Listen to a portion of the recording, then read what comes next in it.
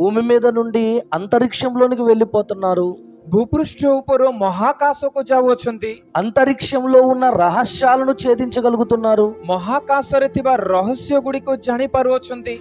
మాకు తెలియనిదంటూ ఏదీ లేదని వెర్రవీగుతున్నారు. ଆମେ ଜାଣିନଥିବା ବିଷୟ କିଛି ନାହିଁ ବୋଲି ନିଜକୁ ଗର୍ବିତ ମନେ କରୁଅଛନ୍ତି, ଅହଙ୍କାର କରୁଅଛନ୍ତି।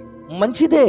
ଏହା ଭଲ ଅଟେ। శాస్త్రంలో అభివృద్ధి చెందుతున్న ఈ ప్రపంచం, ବିଜ୍ଞାନ ଜଗତରେ ଦିନକୁ ଦିନ ବୃଦ୍ଧି ସାଧନ କରୁଥିବା ଏହି ଜଗତ, భూమి మీద ఉన్నవాడు అంతరిక్షంలోనికి వెళ్లి రహస్యాలను ఛేదిస్తున్న ఈ మానవుడు, ଭୂପୃଷ୍ଠ ଉପରେ ବାସ କରୁଥିବା ମନୁଷ୍ୟ ମହାକାଶକୁ ଯାଇ ସେଠାରେ ଥିବା ଅନେକ ରହସ୍ୟକୁ ଭେଦ କରୁଥିବା ଏହି ମାନବ దేవుని విషయంలో విఫలమయ్యాడని చెప్పక తప్పదు. ଈଶ୍ୱରଙ୍କ ବିଷୟରେ ସେ ବିଫଳ ହୋଇଅଛି ବୋଲି କହିବାକୁ ଆମେ ବାଧ୍ୟ ହେବା। ఎందుకంటే କାହିଁକି ମାନେ అంతరిక్షంలోకి వెళ్లి అంతరిక్ష రహస్యాలను ఛేదించవేమో గాని ମହାକାଶକୁ ଯାଇ ମହାକାଶରେ ଥିବା ରହସ୍ୟକୁ ତୁମେ ଭେଦ କରିପାରିଅଛ, ఈ జీవితాన్ని ఎవరిచ్చారు? କିନ୍ତୁ ଏହି ଜୀବନ କିଏ ଦେଇଅଛନ୍ତି? ఎవరు దానం చేయగా నా జీవిత విధానం నేటికి కొనసాగుతుంది? କିଏ ଦାନ କରିବା ଦ୍ୱାରା ମୋର ଜୀବନ ବିଧାନ ଆଜି ପର୍ଯ୍ୟନ୍ତ ଚାଲୁଅଛି? ఇది ఆలోచించలేకపోతున్నాడు. ଏହା ମାନବ ଚିନ୍ତା କରିପାରୁନାହିଁ।